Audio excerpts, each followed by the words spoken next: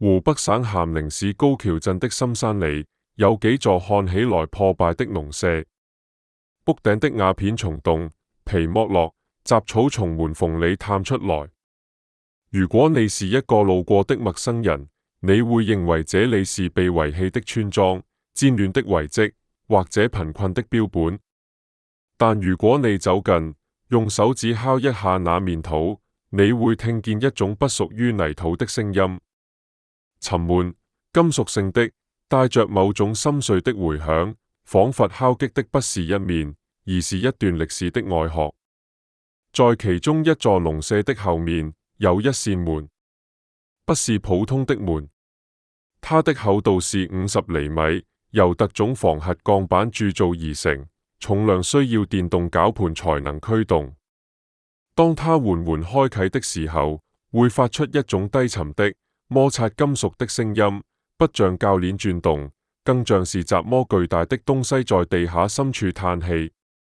冷空氣從縫隙裏衝出來，帶着鐵鏽的氣息和潮濕的泥土味，那是一種只存在於地下深處的氣味，是黑暗本身的味道。這扇門後面是整整456米的隧道，通向61個房間，通向一座從未被使用過的宮殿。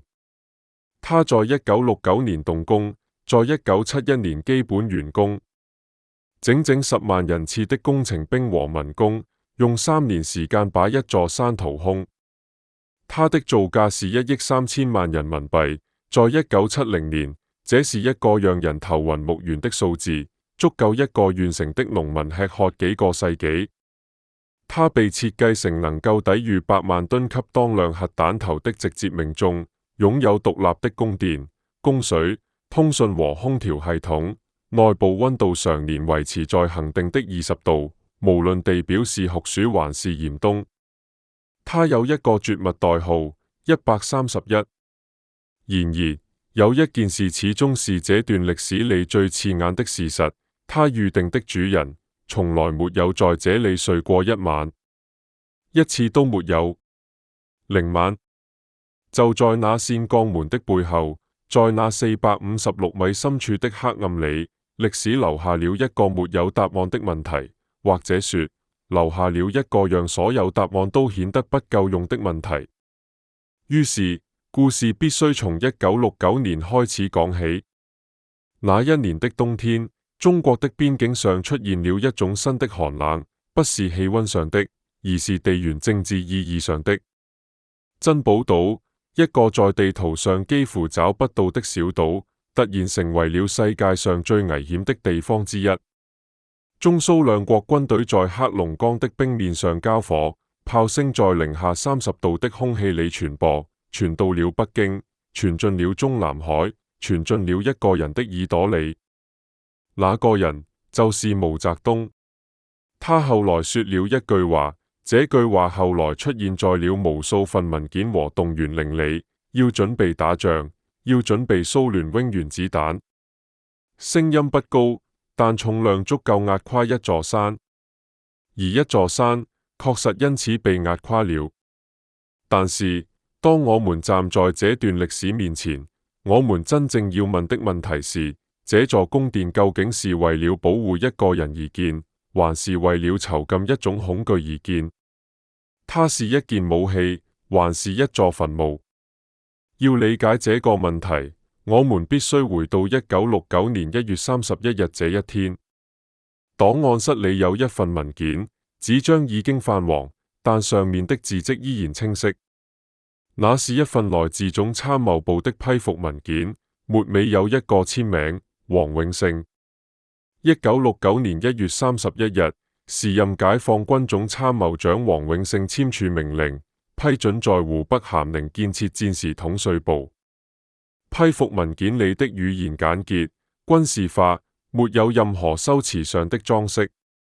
但文件的第一行寫着一個代號，那個代號後來成為了這整段歷史的名字：131工程。代號的由來是那個簽署命令的日期：1969年1月31日。131，這個細節本身就有某種宿命感，一座建築從它誕生的第一天起，就把自己的生日刻進了名字裏，仿佛知道自己注定要成為一個時代的坐標，一個需要被記住，也需要被追問的時間節點。但這份文件裏沒有寫的東西，比寫出來的更重要。根據目前部分解密的檔案和地方縣志的記錄，這座工程的建造過程本身就是一個關於秘密的秘密。大批工程兵和民工被調入咸寧高橋鎮的深山裏，他們被告知的任務是修建一座水庫。這個說法解釋了為什麼需要那麼多人，解釋了為什麼需要那麼多鋼材和混凝土，也解釋了為什麼整片山區突然出現了軍事戒嚴。附近的村民被疏散，道路被封鎖，信件被審查。一個平靜的山區小鎮，一夜之間變成了一個無法從地圖上找到的地方。那些揮舞着鐵鎬和鏟子的工人，在地下深處挖掘，汗水滴在冰冷的岩石上，霧化成白色的水汽，消散在隧道的黑暗裏。他們不知道自己在建造什麼。根據參與建設的老兵後來的口述回憶，當工程結束，他們被遣散的時候，許多人依然不清楚那座水庫的真實面目。這裏的一塊磚，夠外面一個家庭活一年。這是其中一位老兵很多年後說出的話，語氣裏有種難以名狀的東西，介於自豪和困惑之間，像是在描述一個他參與了卻從未真正理解過的夢。10萬人次的建設者，沒有一個人的名字出現在任何紀念碑上。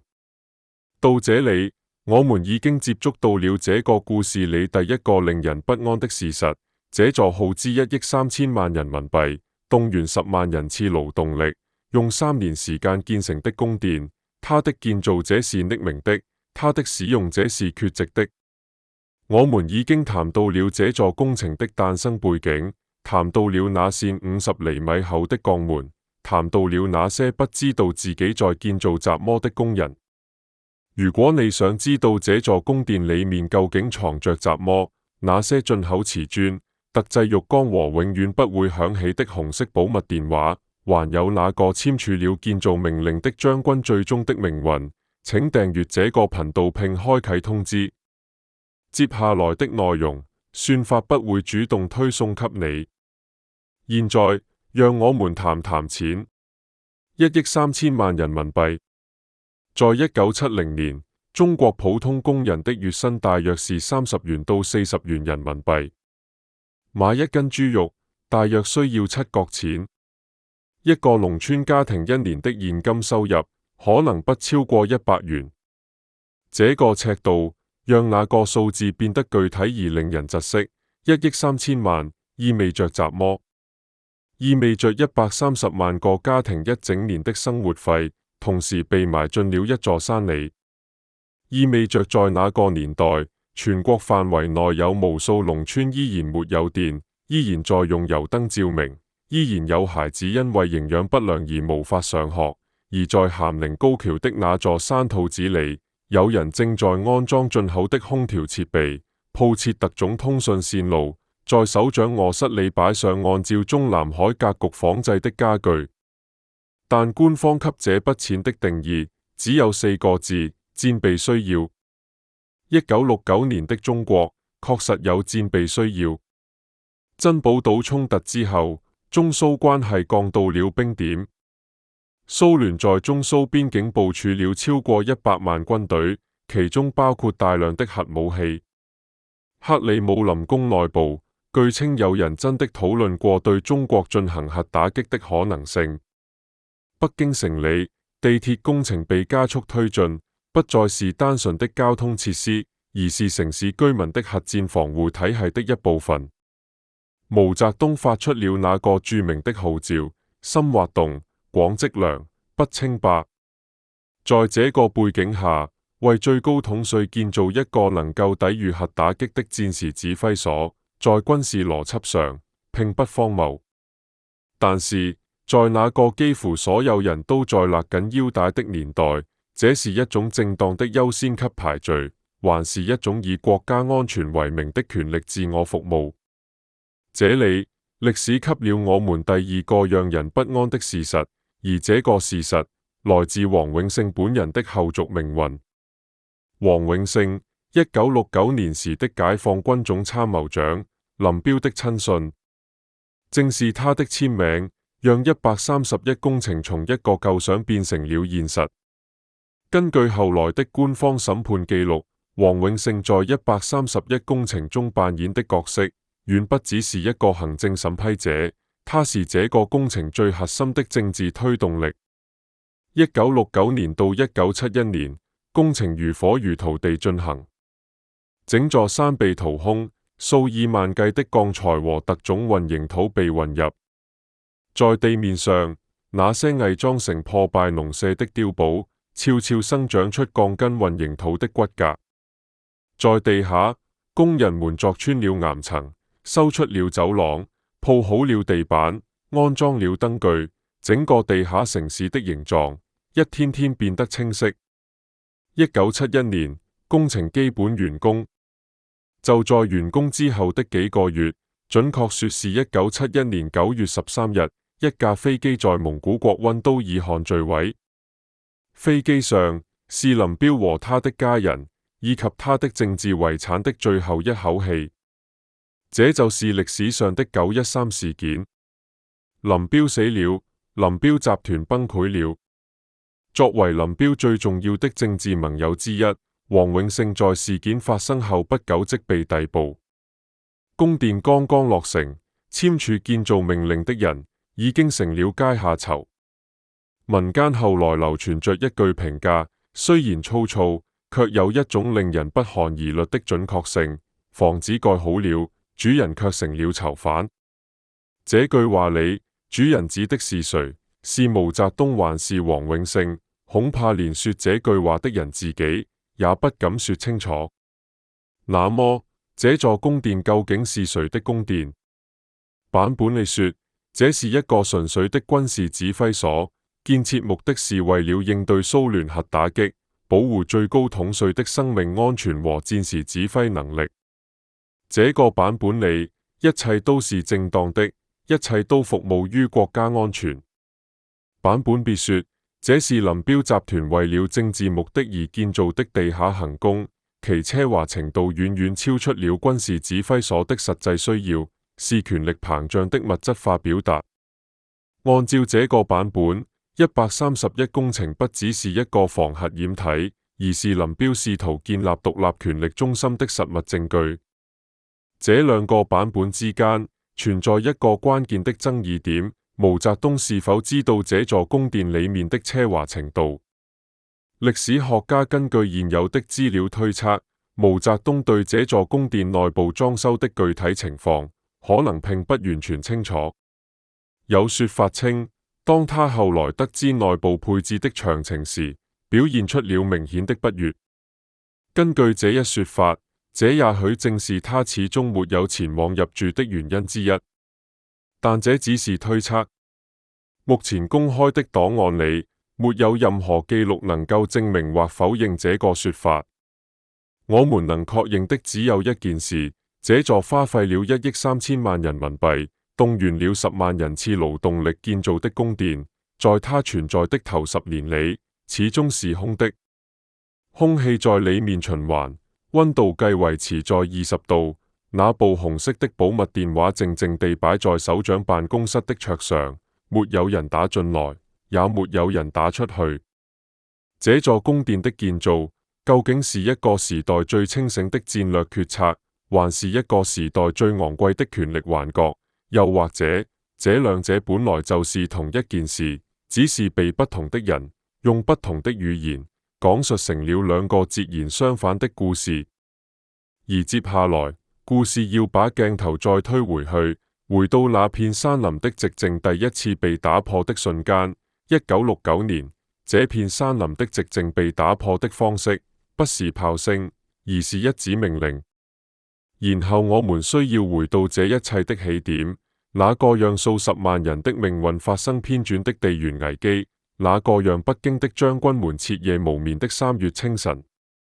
那年3月，烏蘇里江還沒有完全解凍，珍寶島上的積雪被炮火染成了深褐色。蘇聯 T-62坦克的履帶在冰面上留下深深的壓痕，然後停止了移動。這場衝突本身的傷亡規模並不算大，中方陣亡約60人，蘇方約60至100人，具體數字至今存在爭議。但它所引爆的恐懼遠遠超過了任何一次實際的交戰損失。讓北京真正戰鬥的，不是珍寶島上已經發生的事情，而是隨之而來的那句威脅。蘇聯軍方據稱在內部討論是否應當對中國的核設施實施外科手術式打擊。這句話像一枚不需要引信的炸彈，在中南海的會議室裏爆炸了。毛澤東下令要準備打仗，要準備蘇聯韋原子彈。這是歷史記錄中可以核實的表述，而不是某種誇張的修辭。這是一個國家領導人在面對核威脅時的真實反應，簡潔、直接，充滿恐懼。就是在這樣的背景下，一個代號被寫進了一份絕密文件。那個代號叫做131。那一天是1969年1月31日，黃永勝在命令書上簽下了他的名字，批准在湖北省咸寧市高橋鎮的深山之中建設一座足以在核戰爭中運轉的戰時統帥部。歷史學家們對於這座建築的真實動機存在根本性的分歧，而這種分歧本身就是整個故事中最深的裂縫。第一種解讀是純粹的軍事邏輯，蘇聯在中蘇邊境部署了超過100萬軍隊，其核武庫足以將中國的主要城市夷為平地。而北京本身就是蘇聯戰略導彈的首要目標。在這種情況下，為最高領導人建設一個能夠在核打擊中存活的指揮中樞，是任何一個負責任的軍事參謀部都會提出的方案。地點選在湖北咸寧，而不是任何毗鄰北京的地方，正是為了拉開與首都之間的戰略重心。從這個角度看，131工程是理性計算的產物。第二種解讀則要複雜得多，也陰暗得多。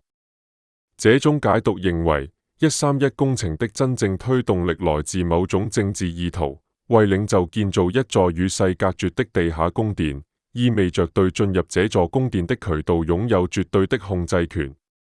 一個被轅門隔絕的領袖，就是一個依賴特定渠道獲取外部信息的領袖。權力的走廊有時候是用混凝土澆築的。這兩種解讀之間沒有完全的非此即彼，他們可以同時為真，在同一份批復文件的字裏行間同時存在。這正是那個時代最令人窒息的地方，一個無法被簡單定性的恐懼，催生了一座無法被簡單定性的建築。真正讓這個故事變得難以消化的問題是，如果核戰爭的威脅是真實的，那麼這座宮殿是一種負責任的準備；如果它同時服務於政治控制，那它又是一種工具。而這兩件事情可以同時發生在同一堆混凝土裏。那麼，當你走進那扇50厘米厚的圓門時，此刻它只是一個旅遊景點的入口。門邊還有一塊用簡體字印刷的介紹牌，你究竟走進的是什麼？是一個國家的自我保護，還是一種權力的自我強化？你知道那個恆溫20度的數字是從哪裏來的嗎？讓我們繼續往深處走，在131工程全長456米的地下走廊裏，有一套系統從未停止運轉。即使在整個工程被廢棄之後的數年內，它依然在某種意義上存在着，那就是獨立通風系統，確保在地表被核爆炸徹底燒毀之後，地下空間依然能夠獲得經過濾毒處理的新鮮空氣。這是整個建築中最昂貴、最精密的組成部分之一，也是理解這座建築哲學邏輯的關鍵入口。設計者們假設了一種極端情形，地表溫度超過數千度，大氣中充滿放射性塵埃，所有有機生命都已消亡。而在這片死寂之下，61間房間裏的燈依然亮着，暖氣依然工作，紅色保密電話依然等待着一個不會到來的指令。這不僅僅是工程學，這是一種形而上學，對絕對存續的偏執渴望，用鋼筋混凝土表達出來的一種信仰。獨立通風系統包含多級過濾裝置，能夠阻隔核塵埃、化學武器殘留物與生物武器粒子。整個管道系統被埋設在距地面約30米的花崗岩層之下，即使地表的配套建築全部摧毀，地下的通風依然可以獨立運行至少72小時。這個72小時的數字，在軍事規劃中有其特定含義，足夠等到核塵埃沉降到一個相對安全的水平，足夠等到外界的救援或者撤離路線的開闢。在一切準備就緒的前提下，這是一個完美的計劃。然而，就在這座精密機器的最深處，發生了一件事情，它是如此荒誕，又如此真實，以至於沒有任何戲劇編劇會選擇把它寫進劇本，因為它聽起來太像是刻意為之的反諷。在為你繼續講述之前，我需要請你幫一個忙。現在點一下喜歡，訂閱這個頻道，因為接下來要說的內容，關於權力與虛無之間那道無法彌合的裂縫，算法不會主動把它推給更多人。你的這一次點擊，是這個故事能夠被更多人看見的唯一方式。1971年9月14日凌晨2點，地下宮殿最深處的首長辦公室裏，那部紅色保密電話沉默着。它的側面是全新的，話筒的皮革套還帶着出廠時的光澤，桌面上的文件夾被整整齊齊地擺放着，一切都處於隨時可以使用的狀態。整個通風系統正在以設計轉速低速運轉，將經過濾毒處理的冷空氣輸送進61間空無一人的房間。地下的溫度恆定在20度。不多1度，不少1度。與此同時，在距離這裏不到5公里的高橋鎮地面上，一個叫做德信的農民正在深夜接受批斗。他的罪名是在收工之後偷挖了半塊大隊里的紅薯，因為他的3個孩子已經3天沒有吃到正經食物了。批斗會的火把照亮了他低垂的頭頂，聲音在山間回響。地下是價值1.3億元人民幣的安全，地上是值不了3分錢的忠誠。而就在這個相同的凌晨，更遠處的蒙古戈壁灘上，一架3叉戟飛機正在燃燒。林彪的政治生命，連同他所有盟友的政治生命，都在那團火焰中結束了。那部紅色電話永遠等不到他應該接到的那個電話。整個通風系統為一個永遠不會抵達的主人輸送着新鮮空氣，就像一個沒有人能看見的儀式，在黑暗中，在花崗岩深處，在絕對的靜默裏，一片又一片地重複。地下20度的冷空氣帶着鐵鏽的氣味繼續循環。這是整個故事裏最安靜的一刻，也是最嘈雜的一刻。一種絕對安全的系統，在絕對沒有人需要它的時刻，依然完美地運轉着。而那個被他設計出來保護的人，從來沒有走到過這條走廊的盡頭。那麼問題就來了，我們應該把這叫做一種悲劇，還是一種喜劇？或者說，當一台為了對抗死亡而建造的機器，用它的完美運轉迎接了自己的政治死亡，這兩者之間究竟有沒有區別？現在讓我們往後退一步，退出這條地下走廊，退出那扇50厘米厚的圓門，重新站在這座山的表面，去理解毛澤東本人與這片土地之間那種更深的、更私密的糾纏。在131工程檔案的核心區域裏，有一批圖紙從未被完整公開過。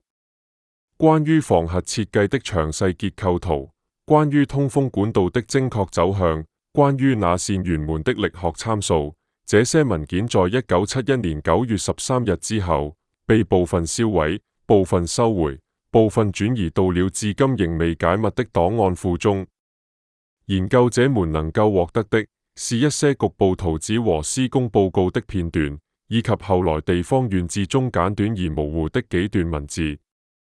這些殘缺的碎片拼湊出的畫面本身就意味着某種刻意為之的遮掩，有些東西被設計成不應該被完全了解的樣子。但有一批文獻活下來了。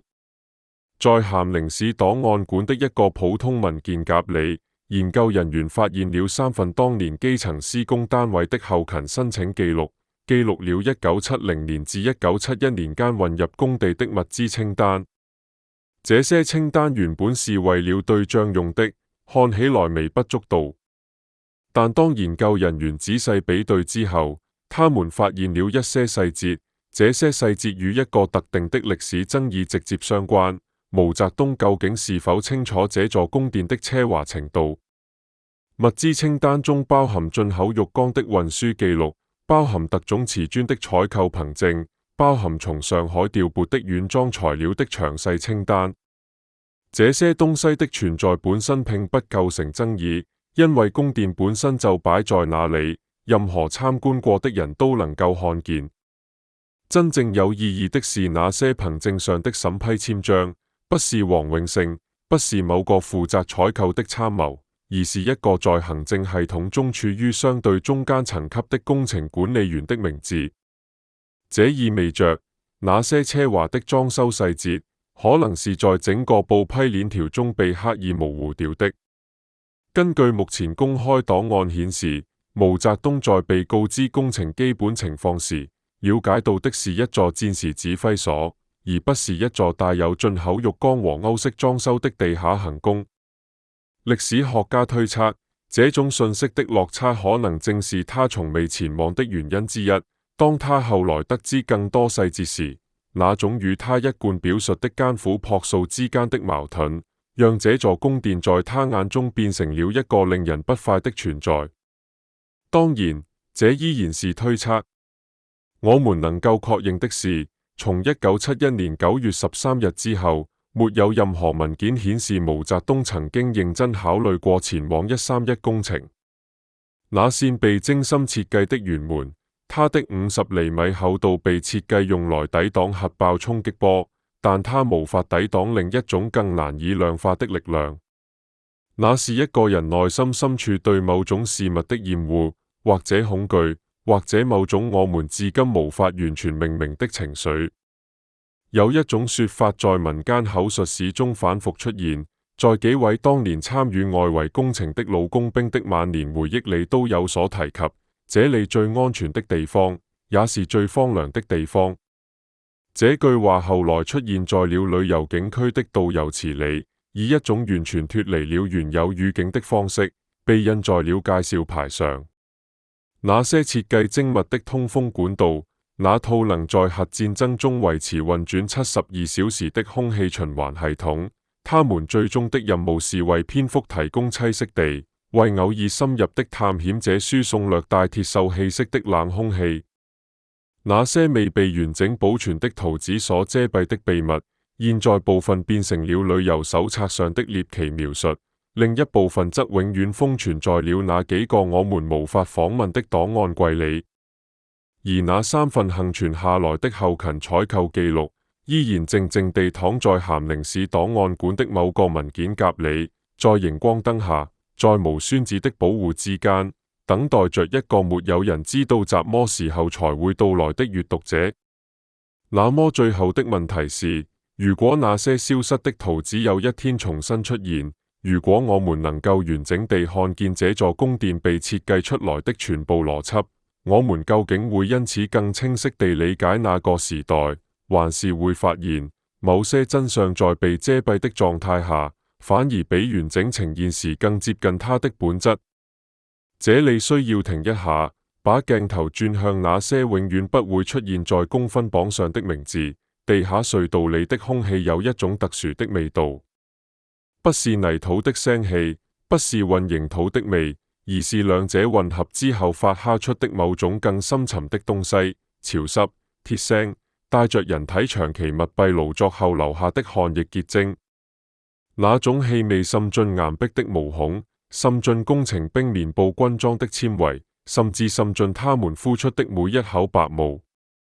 時隔半個世紀，當旅遊團的導遊把手電筒對準隧道彎折處的岩面時，那氣味依然存在，像是被壓進石頭裏的某種記憶，始終沒有消散。10萬，這個數字說出來只需要2個漢字，但要理解它的重量，需要另一組數字作為參照。1970年，湖北省咸寧地區一個普通生產隊，全隊勞動力不過200-300人。10萬意味着300多個這樣的村莊同時消失在了高橋鎮的山溝裡。他們被告知的理由極為簡單：修水庫，保衛國家。沒有人多問一句。那個年代，保衛國家4個字就是全部的解釋，也是全部的理由，甚至是全部的榮耀。工程兵部隊先行入場，用最初的幾個月完成了地質勘探和主體爆破。震動順着山脊傳出去很遠，附近村莊的老人說地底下像是有雜麼東西在連續打格，豬圈裡的豬不安地亂轉，雞全都停止了下蛋。然後民工隊伍陸續抵達，他們來自周邊各縣，被以工農兵民兵訓練的名義徵調，每人每天的補貼是3角錢，外加定量供應的糧食。3角錢，不是3元，不是30元，是3角錢。而與此同時，就在他們頭頂上方幾十米的山體內部，工程設計方案裏注明了要鋪設特種進口隔熱材料，要安裝恒溫精密空調機組，要配置首長專用歐式衛浴設施。每一項單項預算都足夠支付一個民工數10年的工錢。這種荒誕不是發生在不同的世界裏，而是發生在同一座山的上下2個空間中。現在把目光聚焦到1971年的某個夏日清晨，隧道主通道的最後一段澆築工作進入收尾階段，幾名工程兵正在用繩索和木質滾輪緩慢地將一塊鋼板向外推移。那不是普通的鋼板，那是那道防核鋼門，整體厚度50厘米，重量超過數噸。鋼材的表面在潮濕的隧道氣流裏泛着一層暗沉的鐵灰色光澤。推移它需要20餘人同時發力，每前進一步，金屬與石地面之間就會發出一種低沉的，像是大地在呻吟的摩擦聲。其中一個士兵的手心被滾輪磨破了皮，汗水滴在冰冷的金屬上，瞬間暈開一片暗色水跡，然後消失。他沒有停下來，沒有人停下來，因為班長站在隊伍邊上，眼神盯着滾輪的方向，不需要說任何話。這塊鋼門最終被安置在了他應該在的位置。合葉是定製的，軸承是精密研磨的，門縫的密封條使用了特種橡膠，可以在核爆衝擊波抵達的瞬間實現氣密封鎖。一個老工程兵後來在口述回憶錄裏寫道：關門的時候，耳朵裏能感覺到氣壓的變化，像是飛機起飛時的那種感覺，但更重、更悶，像是整個世界被鎖在了外面。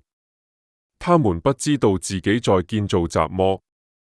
這一點需要反覆強調，因為它是整個故事裏最殘忍的部分，不是苦難本身，而是苦難的不知情。一個知道自己在建造雜麼的人，可以賦予自己的勞動以意義；一個不知道自己在建造雜麼的人，只能把全部的信念壓注在服從這2個字上。他們服從了，他們用肩膀、用雙手、用流出的血和汗，建造了一座他們永遠不會走進去住一晚的宮殿，給一個他們永遠不會見到的人。工程完工之後，他們就地解散，各自返鄉，沒有儀式，沒有家長，甚至沒有被允許拍一張合影留念的照片。保密協議是口頭的，但效力是終身的。數十年後，當這裏開放成為旅遊景點，有記者走進咸寧周邊的村鎮尋訪當年參與建設的老人，他們大多已經70-80歲，有幾位甚至坐在輪椅上接受採訪。被問及當年在高橋鎮幹了什麼時，許多人沉默了很長時間，然後說：修水庫。記者追問：水庫在哪裏？老人抬起頭，看向遠處的山，又緩緩低下頭，不再開口。他們中的一些人直到生命終止，都沒有在公開場合說出那座山裏真正埋葬着什麼。他們帶走了秘密，就像那道鋼門的密封條一樣，秘密終身。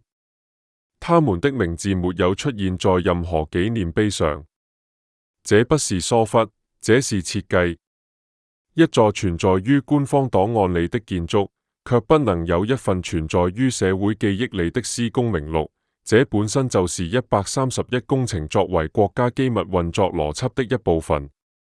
建造者必須消失，消失得徹底，消失得自願，消失得心甘情願。這套邏輯運轉得如此順暢，以至於當歷史學家在數十年後試圖重建這段歷史時，能夠找到的個人證詞少得可憐，而每一份證詞都夾雜着記憶的磨損與長期噤聲的習慣性自我刪減。那麼，一座由10萬人建造卻從未被10萬人知曉的建築，究竟屬於誰的歷史？它屬於那個在鋼門前汗水滴落的士兵，還是屬於那個從未邁進這道鋼門的人？而真正的謎團藏在那些消失的紙張裏。1971年9月13日凌晨2點30分，這是一個確切的時間點，但並非本章要深入的那個時間點。真正的銷毀發生在此後72小時之內的某個不明時刻，發生在北京某處收有131工程全套核心圖紙的檔案室裏，發生得悄無聲息，卻影響深遠。先談那份文件本身。131這個代號不是隨意取的數字組合。1969年1月31日，黃永勝在一份絕密批復文件上簽下了自己的名字，授權在湖北咸寧高橋鎮啟動戰時最高領導核心的地下指揮所工程。代號取自這個日期，1月31日，縮寫為131，漢字書寫為131。這個命名邏輯簡單粗暴，卻帶着某種軍事行政的冷峻美學。用日期來命名一項工程，意味着它的存在理由與那個特定的歷史時刻捆綁在一起，與珍寶島的炮聲捆綁在一起，與中蘇邊境冰封的烏蘇里江捆綁在一起，與毛澤東那句要準備打仗，要準備蘇聯扔原子彈捆綁在一起。然後2年之後的那個秋天，一切開始急速瓦解。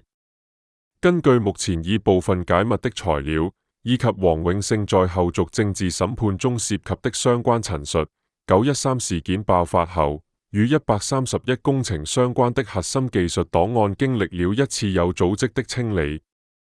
具體的銷毀數量，至今沒有完整的官方披露，但從現有的工程規模推算，一套完整的地下指揮所施工圖紙至少應當包含數百張技術圖紙，以及數十份涉及通風系統、防核密封結構、供電回路和保密通訊線路的專項設計說明。這些文件的命運分為3個方向。第一個方向，上修，部分涉及核防護等級和軍事通訊頻段的文件，在事件發生後迅速被總參系統相關部門回收，移入更高級別的保密檔案體系，脫離了131工程這一具體項目的檔案序列。這部分文件沒有被銷毀，但被重新分類和封存，實際效果與銷毀無異。它們從歷史學家能夠觸及的範圍內消失了。第二個方向，銷毀。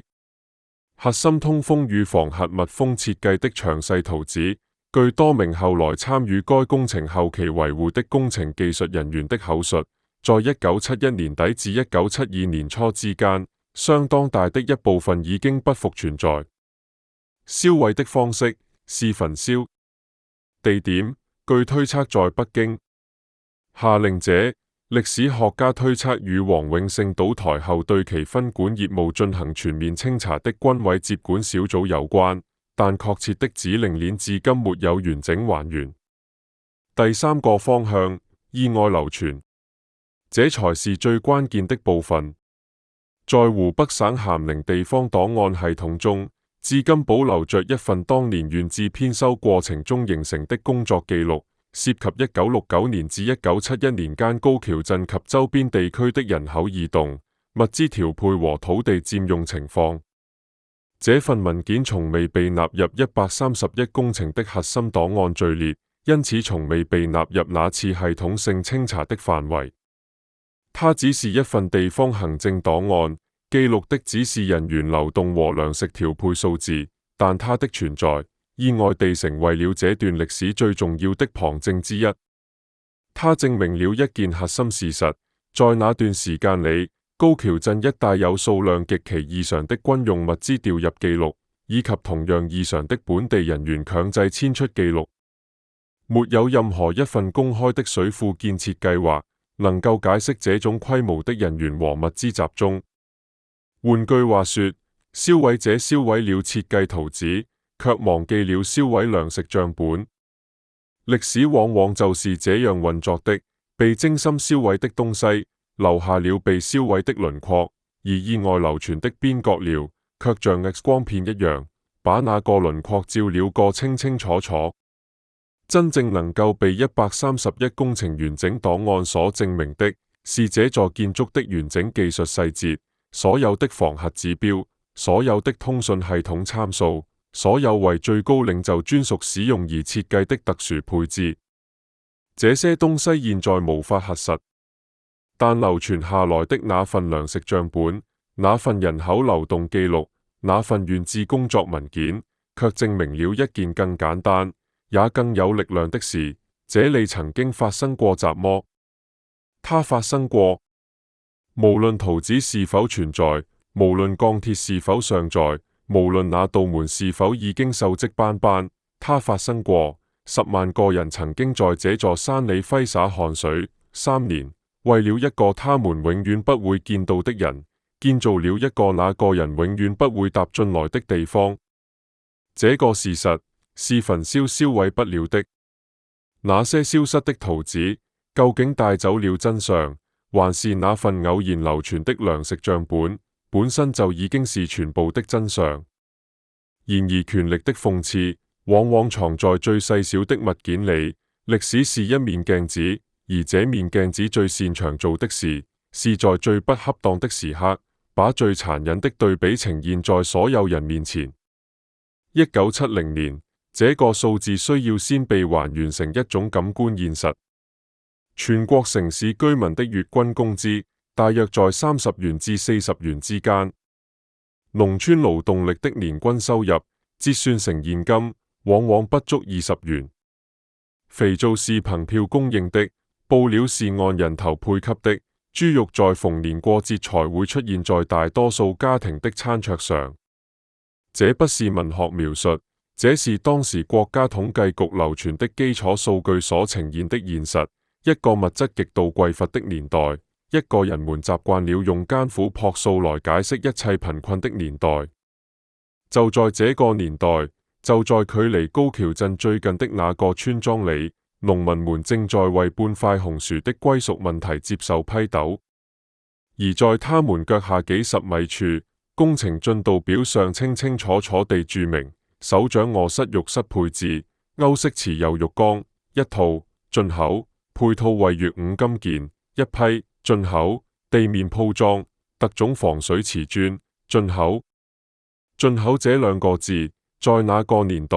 本身就是一種奢侈的宣言。它不是一個批評，而是一個事實的簡單陳列。浴缸是真實存在的，進口的五金件是真實存在的，地下宮殿裏的恆溫空調是真實存在的。在那個買一塊豆腐都需要糧票的時代，這一切同樣真實存在。兩個真實並不互相取消，它們只是同時存在，以一種令人不寒而栗的方式，共享着同一個時間坐標。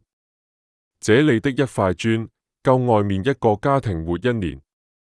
這句話來自一位曾參與建設的老兵的口述，在他晚年接受地方歷史記錄採集時留下的錄音裏，聲調是平靜的，甚至帶着一種超越了憤怒之後的麻木，不是不在乎，而是在乎了太久，已經在乎不動了。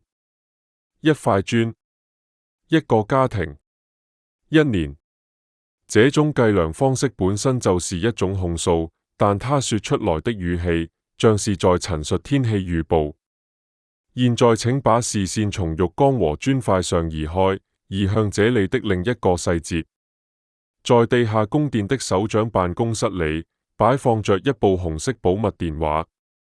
這部電話連接着一套獨立的加密通訊系統，線路經過特殊屏蔽處理。據說可以在核戰爭爆發後的最初數小時內維持正常通訊。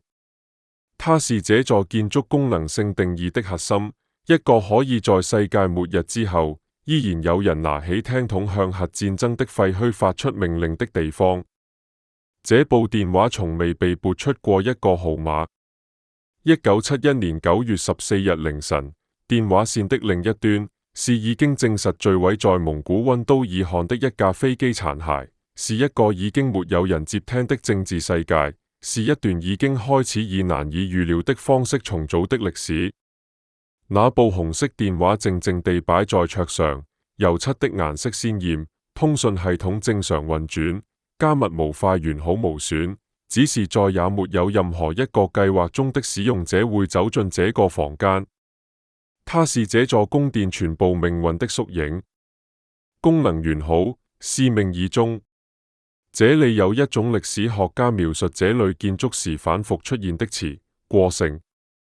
一種為了應對某種極端情形而建造的超規格存在。在那種情形永遠未曾降臨之後，它的全部存在就變成了一種純粹的過剩，過剩的防禦等級，過剩的豪華配置，過剩的安全冗餘，過剩的恐懼具象化。而這種過剩是用10萬人的青春和三角錢一天的汗水換來的。根據目前公開檔案顯示，歷史學家們對於毛澤東究竟是否知曉這座建築內部的奢華配置，至今仍存有爭議。一個流傳較廣的說法是，當毛澤東得知地下宮殿的實際建設規格後，表示了明顯的不滿，這也是他從未前往入住的原因之一。但這一說法目前仍缺乏經過充分核實的原始檔案支撐，只在部分回憶錄和口述材料中有所提及，需以歷史學家推測的態度審慎對待。如果這個說法成立，它帶來的是另一層更深的荒誕：一座以領袖名義建造的宮殿，因為違背了領袖本人的意志而被棄置。建造它的人想用它表達忠誠，卻因為錯誤地理解了忠誠的內容，使這種表達本身變成了悖論。那道防核鋼門起初是為了隔絕敵人而設計的。50厘米的鋼鐵可以抵擋核爆衝擊波，可以阻擋輻射塵，可以將外部世界的全部災難關在門外。但它最終隔絕的是一段歷史與他自己的主角之間的聯繫，他隔絕了建造者與使用者，隔絕了宏大敘事與個體命運，隔絕了那個時代關於安全的想象與關於安全的現實。這才是他真正完成的功能。在苦難與權力之間，找不到一座紀念碑，找不到一份名錄，找不到一個被准許發言的聲音，只有那扇門。50厘米的鋼鐵，沉默而且永久。這裏有一些事情正在被時間和沉默共謀着掩埋。這些10萬人的名字，那些3角錢一天的工錢，那些從未被說出口的秘密，他們需要有人去記錄，有人去傳遞，有人去拒絕遺忘。這個沉默太久了，能夠打破這個沉默的，只有選擇不走開的那些人。訂閱是你能做的最簡單的一件事。下一個問題，比這扇門更難回答。當那個從未踏進來的人與這座從未被使用的宮殿，最終在歷史面前相遇，我們究竟該如何定義這場相遇的性質？是一個人對自己恐懼的拒絕，還是一段歷史對自己荒誕的承認？有一件事，歷史學家們反覆追問，卻始終得不到明確答案，那就是毛澤東為什麼一次都沒有來過這裡？這個問題的弔詭之處在於，這座地下宮殿是專門為他建造的，每一間房間的尺寸都按照中南海的格局量身打造，每一條走廊的寬度都經過精確計算，確保擔架和輪椅都能順暢通過。地下40米深處那張鋪着進口織物的床，沒有任何人睡過，不是因為沒有人，而是因為那個唯一應該躺在上面的人從來沒有出現過。他們用3年時間，用10萬人的汗水，建造了一座從未被使用的避難所。而這件事本身，比任何一場核戰爭都更令人不安。根據目前公開檔案顯示，歷史學家們提出了幾種推測，試圖解釋這個0萬的數字。第一種推測是，毛澤東本人的生活哲學與這座宮殿存在根本性的衝突。他一生強調與群眾同甘共苦，他驕傲地向外賓展示自己簡陋的書房和破舊的棉鞋。而地下宮殿裡那套進口歐式浴缸，那些鋪着瓷磚的走廊，對於一個在政治上需要維持人民領袖形象的人來說，是一種危險的暴露。有一種說法，在民間流傳已久，他得知內部裝修的奢華程度之後，沉默了很長時間，然後說了一句話：那裡不是我住的地方。但這句話沒有任何可核實的文獻來源。第二種推測更為冷酷，毛澤東晚年的健康狀況使長途轉移本身成為一種不可能完成的任務。1971年之後，他的運動神經疾病已經開始侵蝕他的身體，他越來越難以離開北京，越來越難以離開他熟悉的那張硬木床。湖北咸寧的深山，對於一個行動日益不便的老人來說，不是避難所，而是另一種形式的流放。第三種推測是所有推測中最黑暗的一種，也許他從一開始就知道核戰爭不會發生在這裡，也許這座宮殿從來就不是為了應對蘇聯的導彈而建造的，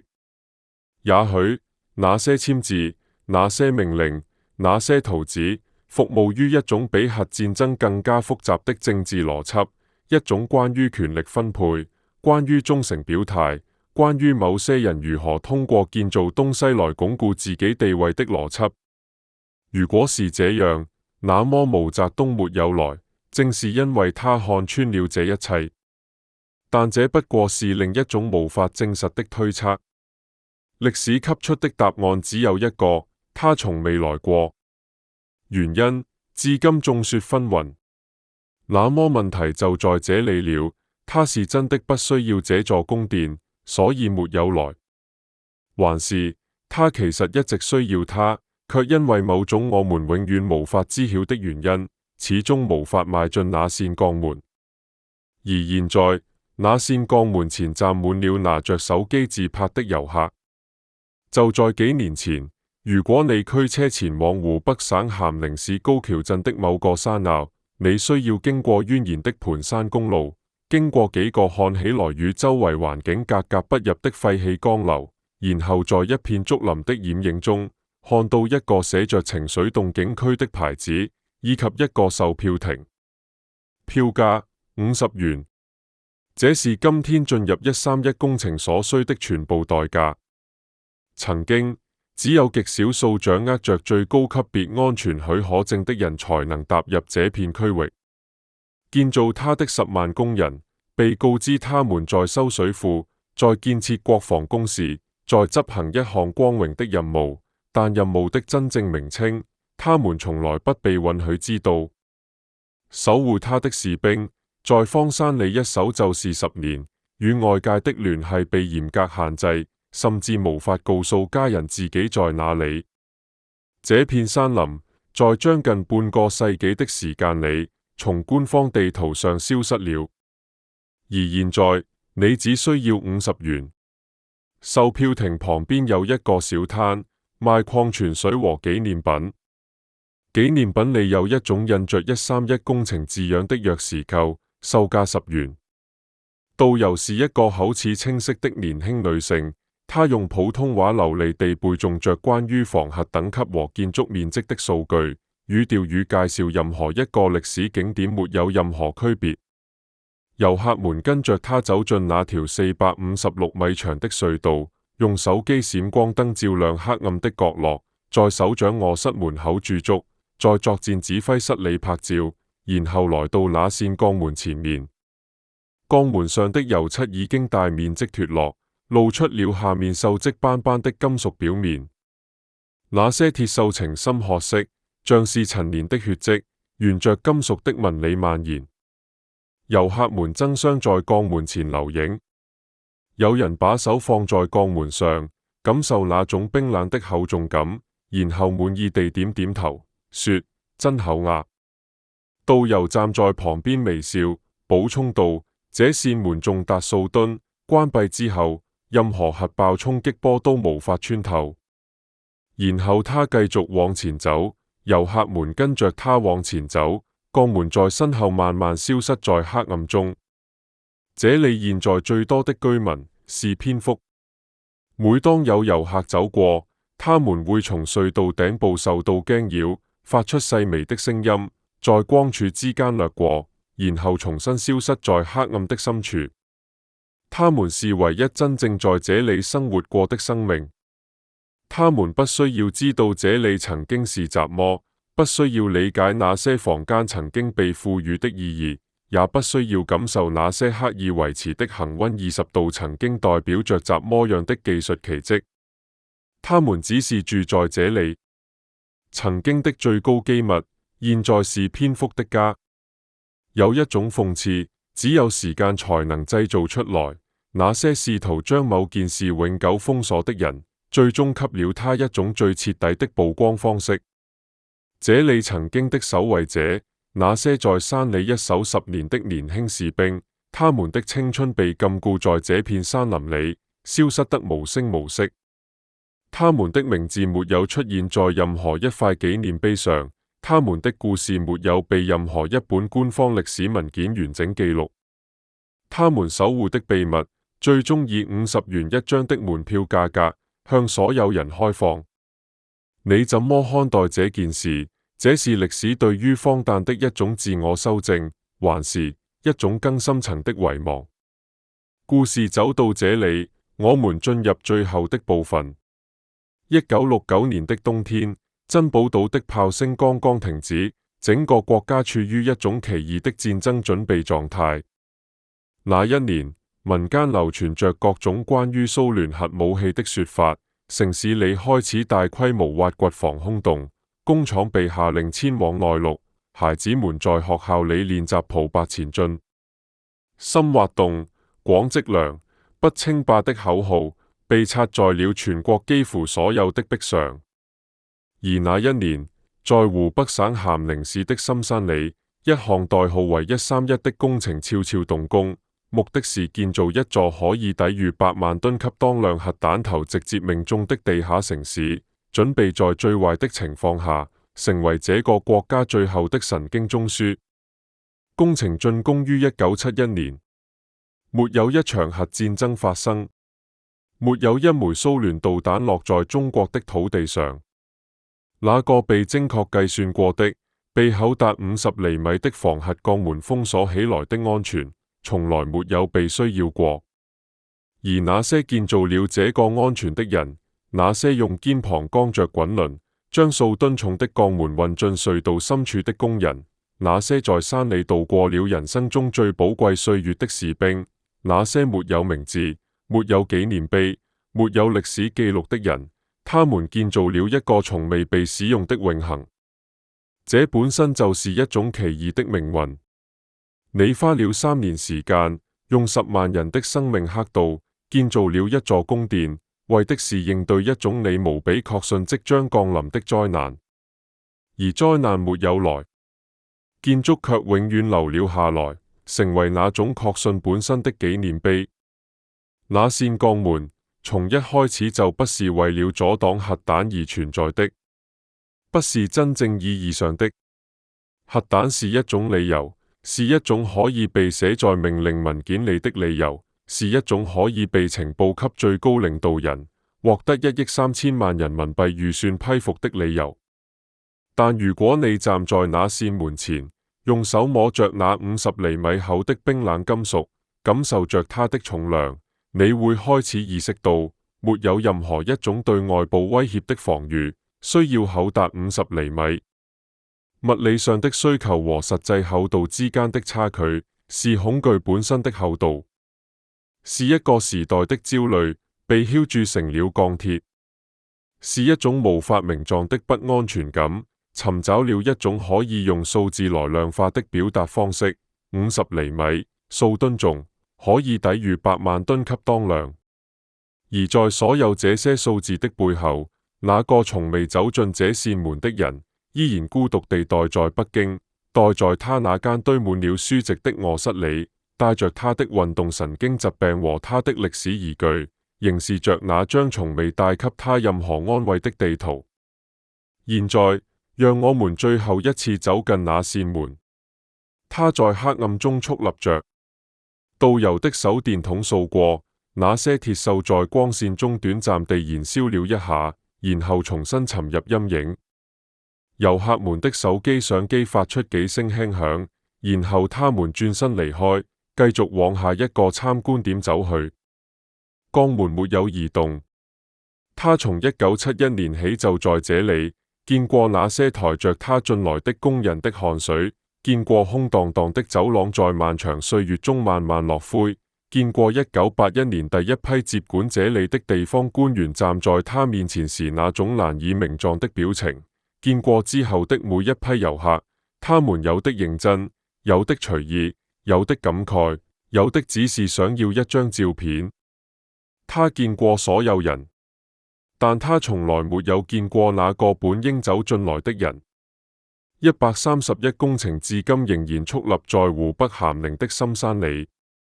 它的混凝土體依然厚實，它的通風系統依然運轉。他那恆溫20度的地下空氣依然帶着鐵鏽和潮濕的氣息，冰冷而穩定，就像他從未改變過一樣。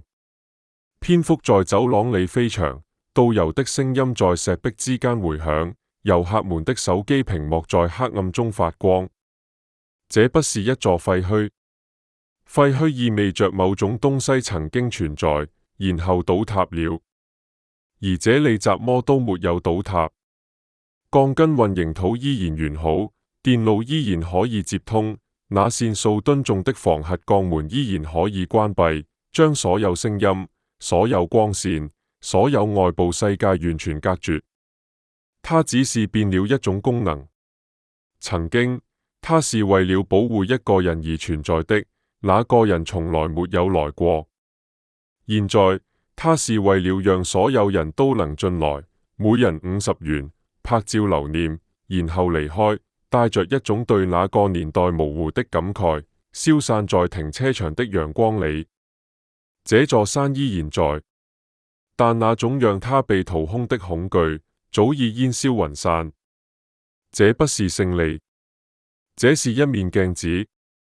但有一個問題，歷史始終沒有給出答案。毛澤東從未走進這扇鋼門，是因為他對這座宮殿的奢華感到不滿，還是因為他從來就不相信任何一島真的可以將他與他所恐懼的東西隔開？這兩種答案代表着截然不同的兩種人性，一種是清醒，一種是絕望。而歷史只給了我們一個結果，沒有給出解釋。最後，我想問你一個問題，一個這個故事真正的核心問題。如果你是1969年那個批准這項工程的人，你明知道它可能永遠不會被使用，你明知道它的每一塊磚都意味着地面上某個家庭1年的口糧，你依然簽下了那個命令。你是因為真的相信末日將至，所以別無選擇，還是你只是需要一個具體的、可以建造的東西來安放一種永遠無法被安放的恐懼？我讀每一條留言，